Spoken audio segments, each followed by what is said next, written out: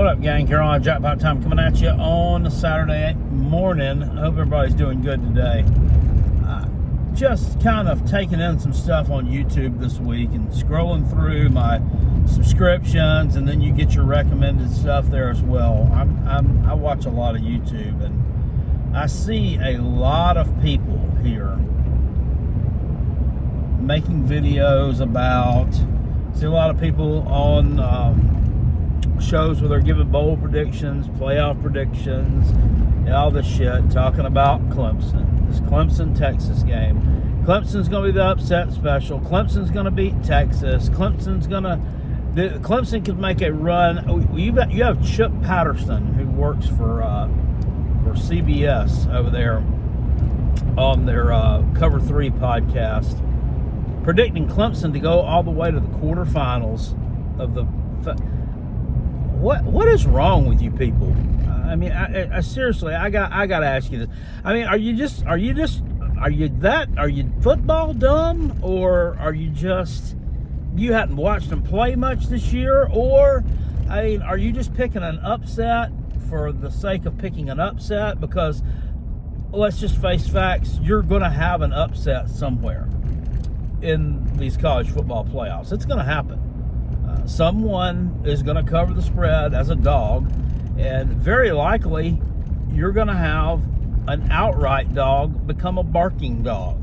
That being a dog who not only covers, but wins the game outright. It's not this bunch. And all you have to do is look at the numbers. And if you've watched both of these teams play football this year, it should tell you a little something about that. What up, gang? Carolina Jackpot Time coming at you. If you're new around here, listen up. Stay true around here.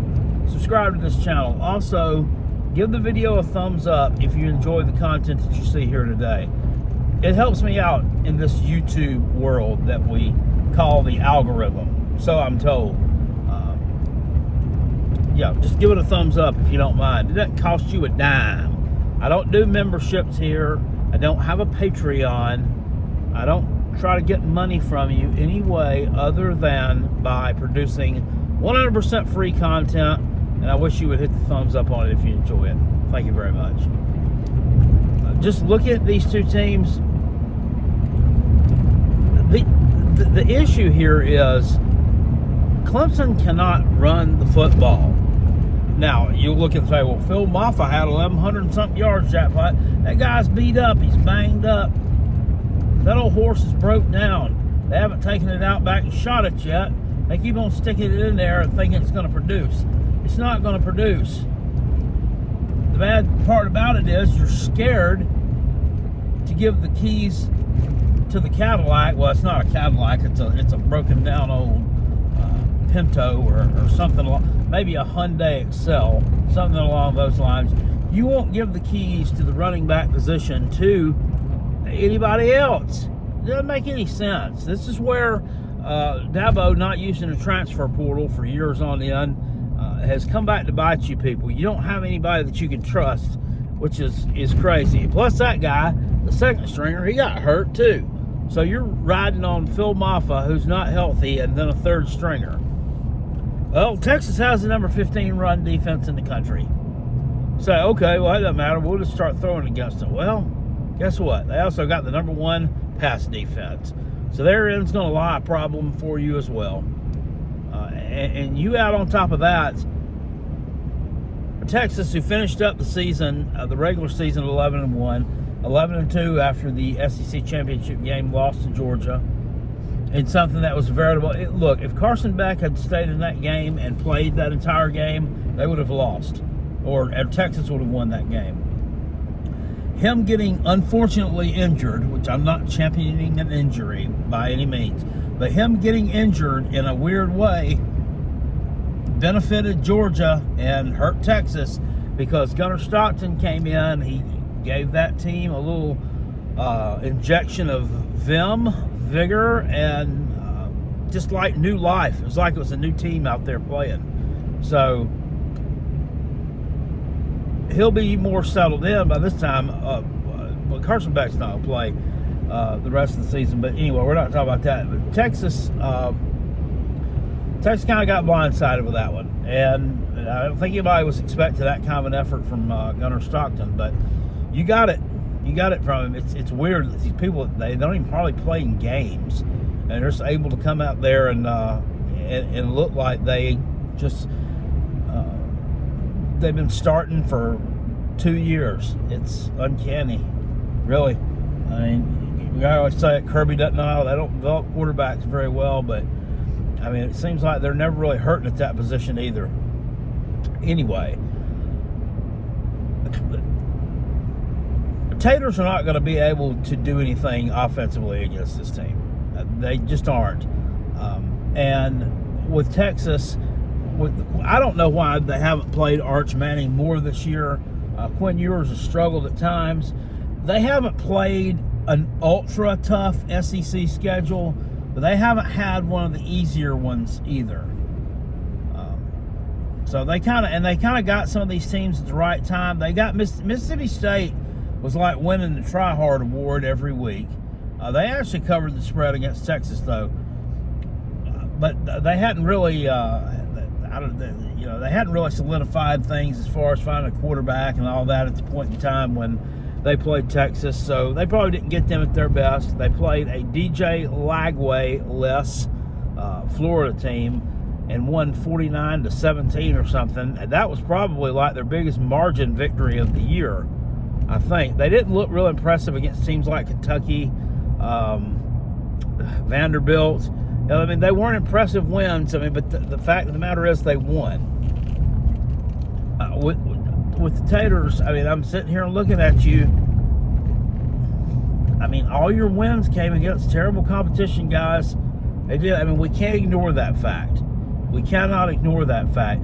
You beat no one that was ranked. Everyone that was ranked beat you. 2 of them beat you at home. I believe Louisville was ranked. They beat you. I believe they were ranked when they beat you. Maybe they even weren't. And you did not beat an SEC team. You played 2 SEC teams. You dropped both games to them.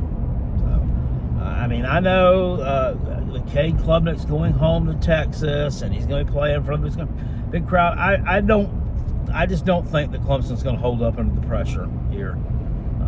And this is an environment where visiting teams tend to struggle a lot. So, to me, this is an easy pick. Clemson could potentially cover the spread in the game, I think. But I don't even look for that. What's the spread? 11? I could see Texas win 27-13, 27-10, something like that. They're not going to put a busload of points on the board, but they're going to have enough up there to win this game and win it comfortably. And Clemson's really just not going to be able to move the football at all day long. Danny Cannell, another one that thinks that Clemson is the upset pick here, which is shocking. Yeah, well, that's sarcastic. That's shocking that he thinks Clemson's an upset pick. He's a known ACC homer. He was talking about, he's so dumb on some of his football takes. He's talking about the damn Citrus Bowl between Illinois and South Carolina. And like, well, Illinois can cover this number because they can bottle up Lenora Sellers. Clemson did it. They just let him break free for a couple of runs there at crucial times in the game. No, they didn't. They didn't damn contain him. Motherfucker had like 200 yards rushing against you. He ran the ball down your throat. We shot ourselves in the foot numerous times with turnovers, penalties, and unforced errors. So don't sit there and tell me that, Clemson stopped Lenora Sellers, so Illinois can do it too. That tells you what kind of football knowledge that he's got. This ding-a-ling's not even watching the damn games.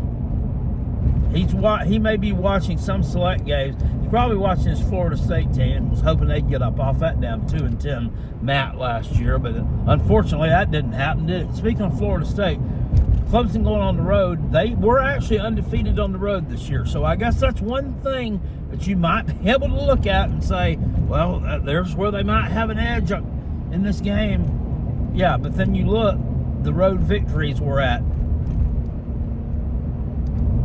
Wake Forest, Pitt, Florida State, Virginia Tech, and Pittsburgh. All terrible teams.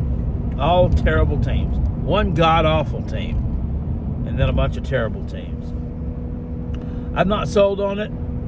Not one bit at all. I think Clemson's going to take a pounding in this game. And all these people who are putting out things tell me that they're going to win this game, that they're going to keep this close. No, you're not. You're just saying dumb things just for the sake of making content, getting people to look at you. That's not happening, guys. It just is not. You don't have the roster to compete with a team like that. It's point blank. You just don't. I mean, South Carolina beat you by 3. And we should have beat you by a lot more. And you know it. I know it. The whole world knows it. Everybody who watched that game knows it, who the better team was out there. So, I mean, cry about it some more. And people are like, well, you're making a video because you're jealous of Clemson being in the job. Yeah, you're damn right I'm jealous about it. I'm pissed off about it. I'm damn pissed off about it. They don't damn deserve to be there. They don't deserve to be there. They don't deserve to be there because they had to rely on another team losing just to get into the damn ACC championship game.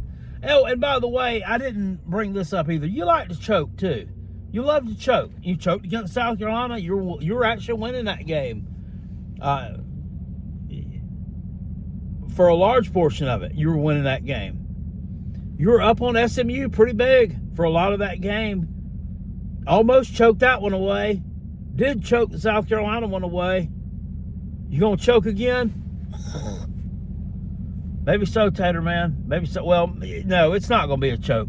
It's not going to be a choke job this time because you're not even going to be. You're not going to be anywhere close to being able to give the game away because you're just quite simply going to get outmatched from start to finish. That's just how it is. 27-13. That's my score prediction on that one. I'll give you some more playoff talk on some more of these teams coming up. Mind you, there's going to be an upset here. But it ain't this one. It ain't this one. I'll see you guys later on, guys. Appreciate it. Peace. And I'm out of here. Go Gamecocks. Woo!